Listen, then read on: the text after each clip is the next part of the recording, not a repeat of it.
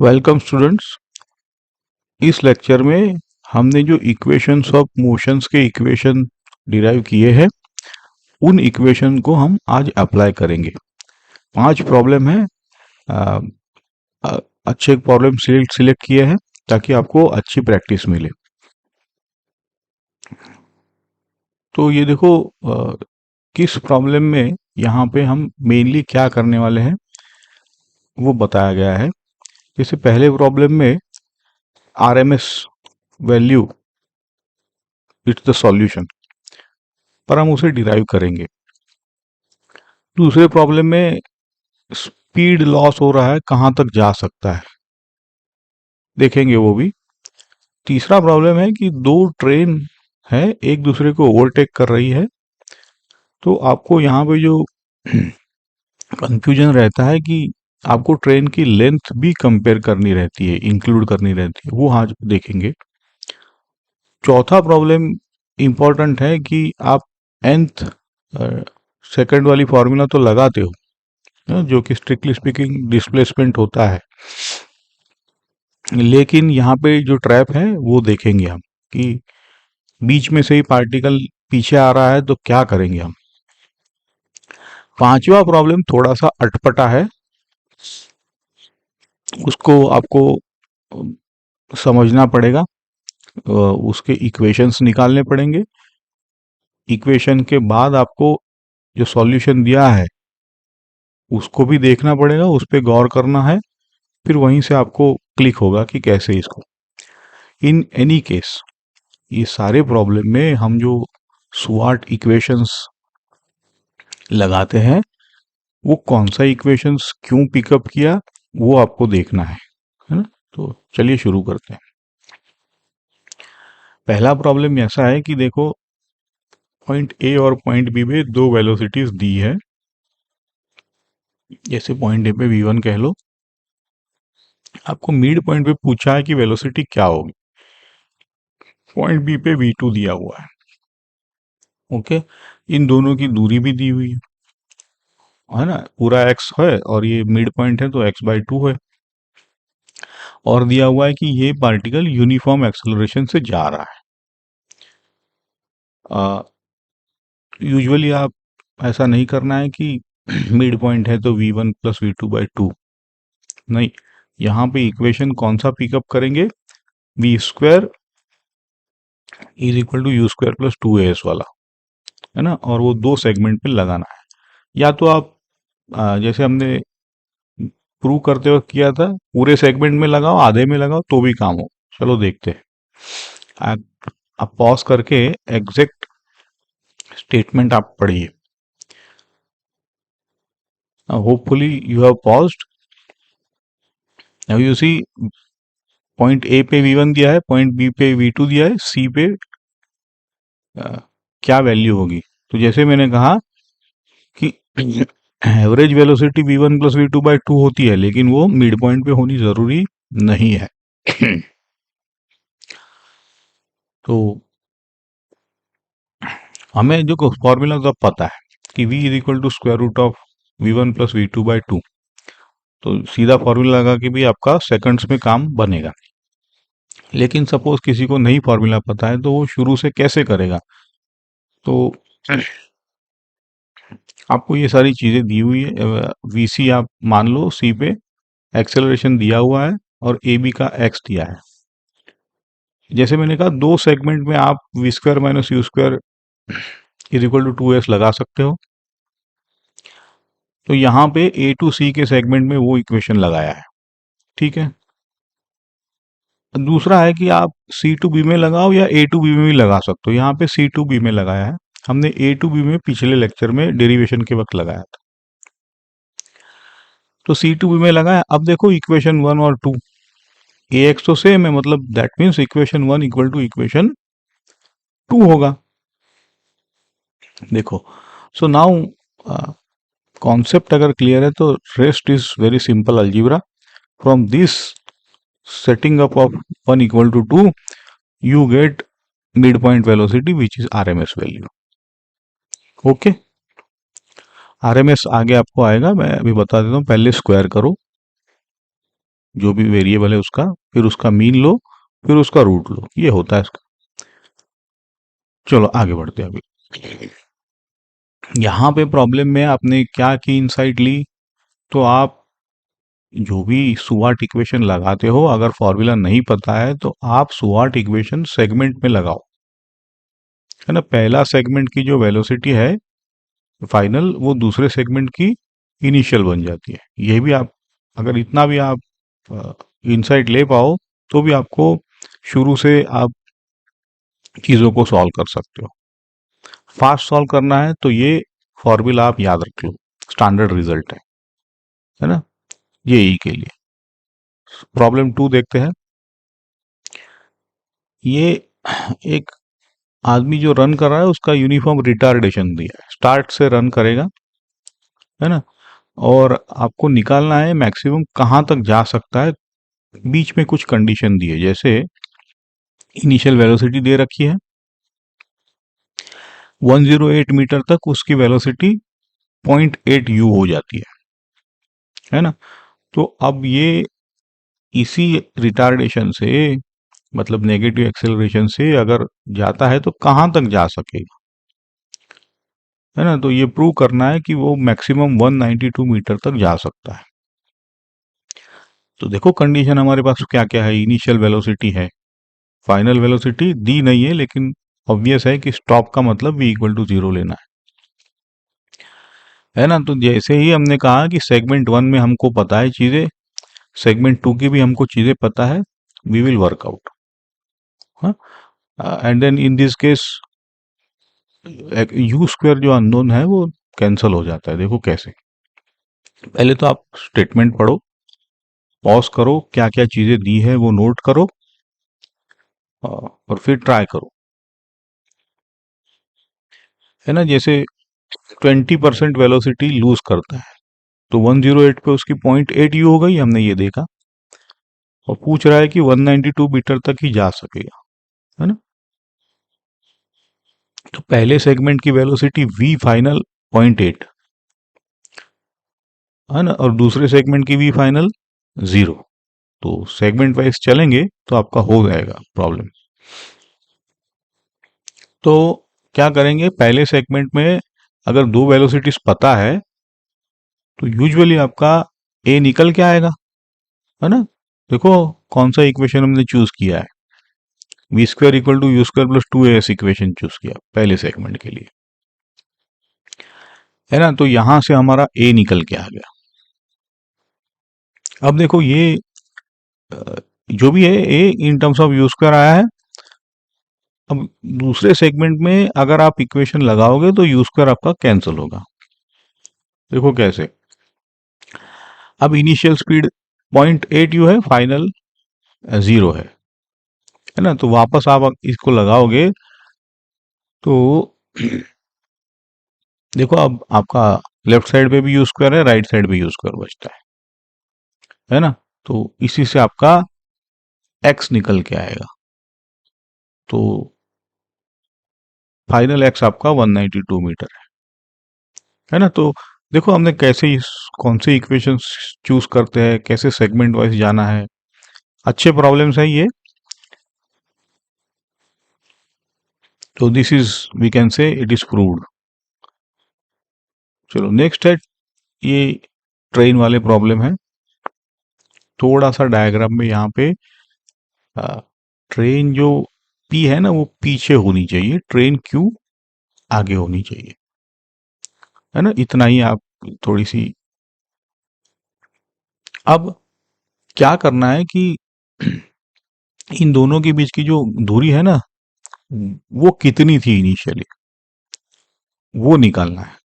और दिया है कि जो पीछे वाली ट्रेन है वो आगे वाली ट्रेन को जब कंप्लीटली ओवरटेक कर लेती है तब की बात है ना। जो पीछे वाली ट्रेन है पी, उसका यू दिया है, ए दिया है, और आगे वाली ट्रेन का भी यू दिया हुआ है, ठीक है। तो देखते हैं हम प्रॉब्लम स्टेटमेंट में। दिस इज जस्ट, यहाँ पे जो एसेंशियल चीज है ना वो आपको ये इक्वेशन है। पीछे वाली ट्रेन ऑब्वियसली ज्यादा डिस्प्लेसमेंट कवर करेगी क्योंकि ओवरटेक कर रही है, आगे वाली ट्रेन भी उस टाइम में कुछ तो करेगी, लेकिन इन दोनों का जो डिफरेंस है वो क्या होना चाहिए? तो ऑब्वियसली जो पीछे वाली ट्रेन ओवरटेक कर रही है मतलब उसने एक्स डिस्टेंस तो कवर किया ही है, प्लस आगे वाली ट्रेन का लेंथ भी कवर किया है, प्लस उसका खुद का लेंथ भी कवर किया है। यही है एसेंशियल इस प्रॉब्लम में, यहीं पे गलती होती है। इस प्रॉब्लम को जब हम रिलेटिव मोशन करेंगे तो रिलेटिव मोशन से भी सॉल्व किया जाता है, बट यहाँ पे आप एसेंस ऐसे समझ सकते हो। पॉज करके आप स्टेटमेंट पढ़िए, और आपको अब एसेंस तो पता ही है, so you can now try for yourself. जैसे दोनों ट्रेन का स्पीड दिया है 20 मीटर पर सेकंड। जो पीछे वाली ट्रेन थी वो एक्सेलरेट कर रही है, एक्सेलरेट कर रही है तो ऑब्वियसली वो ओवरटेक करेगी। अब 50 सेकंड में वो ओवरटेक कर रही है, मतलब एक वेरिएबल है हमारे पास जिसका हम इस्तेमाल कर सकते हैं। तो इनिशियल दूरी जैसे हमने देखा कि दोनों के बीच x निकालना है ना। आप यहाँ पे ये देखिए कि कहाँ से शुरू कर रहे हो, कौन सा इक्वेशन चूज करोगे, क्या क्या पता है आप, है ना। तो डिस्टेंस इन टी दिया है तो नेचुरल है कि एस हम यूज कर लें। तो एस यू है, ए है, टी है, सब है, तो हमारा एस ऑफ पी जो पीछे वाली ट्रेन है उसका निकल के आया, है ना। और 50 सेकंड में वो ओवरटेक कर रही है तो क्यू भी तो 50 सेकंड ही चला होगा, है ना। और क्यू के पास कोई एक्सेलरेशन नहीं है तो 1/2 AT² नहीं आएगा, इसलिए यूटी लगाया उसका, तो उसका भी एस क्यू। जैसे हमें पता है कि S P minus S Q जो है that is equal to x plus 800। ये जैसे मैंने कहा, आप एक बार पॉज करके सोचोगे तो समझ में आ जाएगा। दोनों ट्रेन की लेंथ कवर होनी चाहिए तभी ओवरटेक किया माना जा सकता है।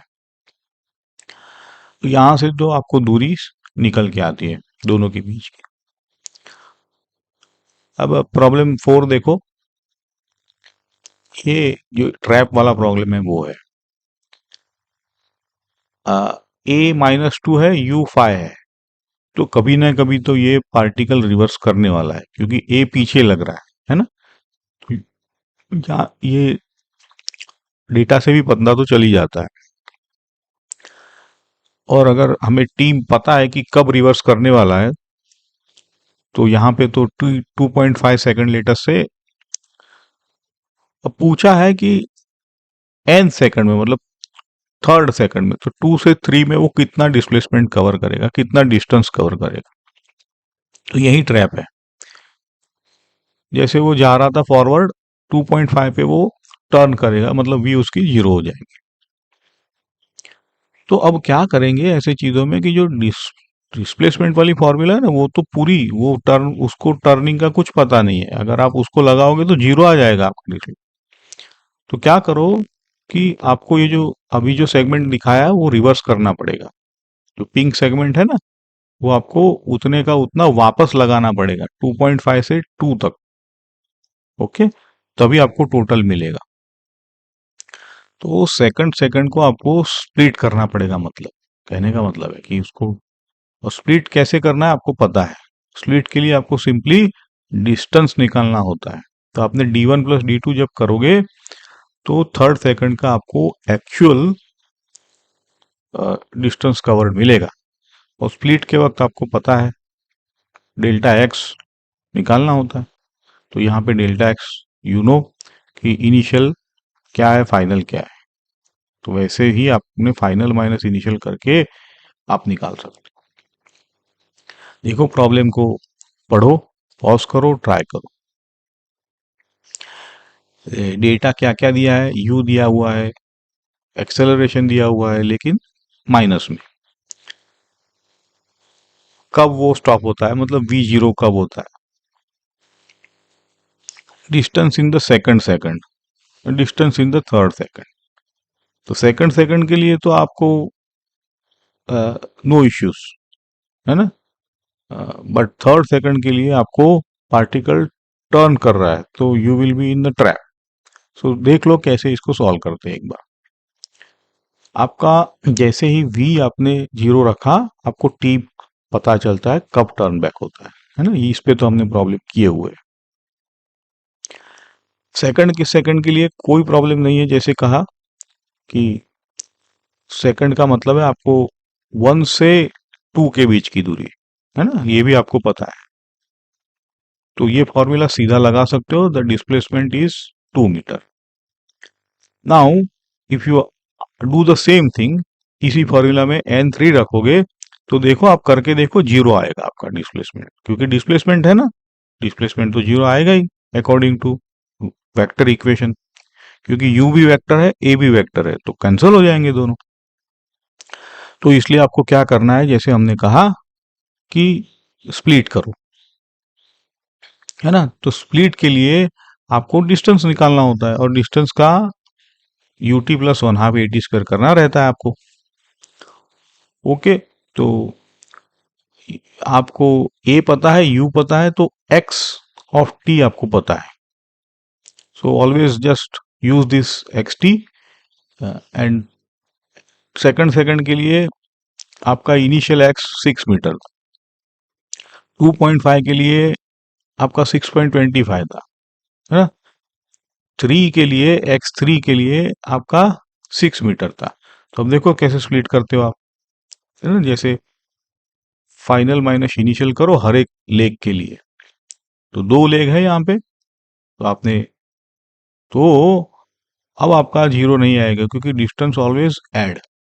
So now you can say कि उसने 0.25 चला है, 0.25 चला है, और टोटल आपका 0.5 मीटर है ना। नोट करो कि वो डिस्टेंस मतलब डिस्प्लेसमेंट सेकंड में 2 मीटर चला, जबकि थर्ड सेकंड में 0.5 मीटर ही चला है। क्यों ऐसा? क्योंकि वो डिसलेटेड हो रहा है, उसकी स्पीड कम हो रही है ना, इसीलिए उसका 0.5। अब ये लास्ट प्रॉब्लम है, जैसे मैंने कहा, इसमें आपको सारे इक्वेशन एक बार लगाने हैं, फिर सॉल्यूशन भी देखना है, जो प्रूव करना है उसको देखोगे तब आपको क्लिक होगा। यहाँ पे आप फिजिक्स देख लो कि एक स्टार्ट से दोनों कार चल रही है, एक कार कम टाइम में फिनिश लाइन पे पहुंचती है, कार बी जो है वो टी टाइम में अराइव होती है ना। और जबकि फास्ट कार है तो कम ही टाइम लेगी, तो जो जितना कम लिया है उसको स्मॉल टी बोला है, और जो फास्ट है इसलिए उसकी स्पीड जो है वो बी से प्लस वी है। तो ये चीजें आपको समझनी है। दोनों ने डिस्टेंस सेम कवर किया है। अब देखो दोनों के वेरिएबल्स हमें पता है, तो all I am asking is you start applying your equations, look at them and look at the solution, then only you will be able to crack such problems, है ना। तो यहाँ पे जब आप सॉल्यूशन को देखोगे तो आपको पता चलेगा कि v बाई टी तो प्रूफ में ही पूछा है। सो अगर आपको v पता है, t पता है, तो प्रूफ से v बाई टी करके आप कर सकते। देखो, पॉज करो एक बार। ये दो इक्वेशंस है, t minus t u plus e variables. आप सारी इक्वेशन, जैसे मैंने कहा, अगर नहीं समझ में आता तो एक बार अप्लाई कर दो, आपको दिख जाएगा कि कैसे v और t आइसोलेट करना है ना, और फिर v बाय टी का रेशियो लेना है। चलो देखो, रेस्ट है दोनों का, u 0 है, ठीक है, सेम डिस्टेंस है, सेम डिस्टेंस मतलब s। तो आप सीधा इसको v square equal to 2s लगा सकते हो, क्योंकि तो u 0 है। अब दोनों के आपको फाइनल वेलोसिटीज तो इन अ वे पता ही है ना, क्योंकि एक की अगर u माने फाइनल, तो दूसरे की u प्लस वी हमने देखा है, क्योंकि दिया गया कि ये, ओके। तो ऐसे आपको दोनों u प्लस वी और u के इक्वेशन मिले है ना। अब क्या करोगे, अब आपको थोड़ा t का भी क्लू दिया हुआ है, तो t का कौन सा इक्वेशन है, तो t के लिए आपको s is equal to u t plus 1/2 AT square, और u तो 0 है, तो t का भी इक्वेशन मिला आपको, है ना। तो जो प्रूव करना है ना, उसमें जो वेरिएबल है उसके इक्वेशन हमने लगा दिया, तो t का भी इक्वेशन मिल गया और u का भी। अब आपको u और v आइसोलेट करने हैं, कर ही सकते हो आप। पहले में से u निकल सकता है अगर आप उसको सब्ट्रैक्ट करेगा, तो सिमिलरली दूसरे में से t भी निकल सकता है ना। जैसे 4 में से 3 सब्ट्रैक्ट कर लो तो सिर्फ t बचेगा। तो this with this you will have equation for v and equation for t, है कि नहीं, ऐसा।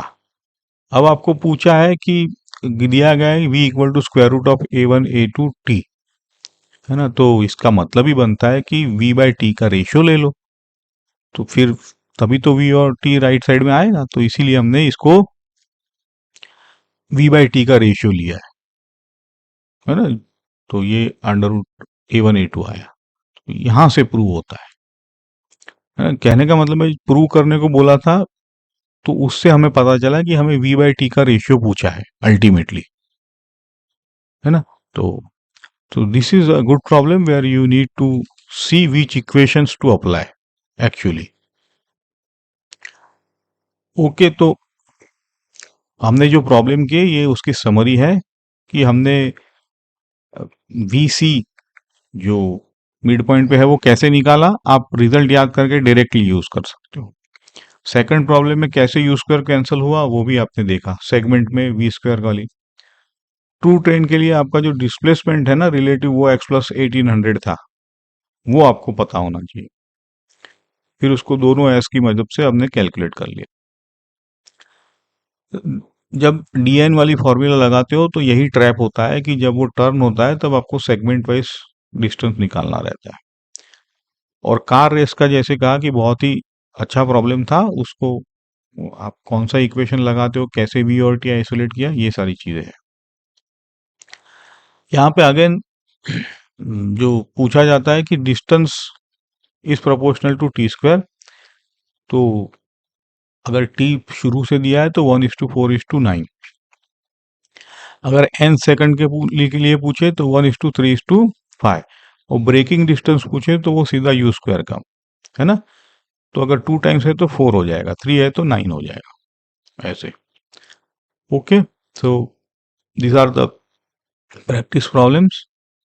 If you do it, it you will get the benefit certainly. बिना सॉल्यूशन देखे आपको इसको सॉल्व करना ही है।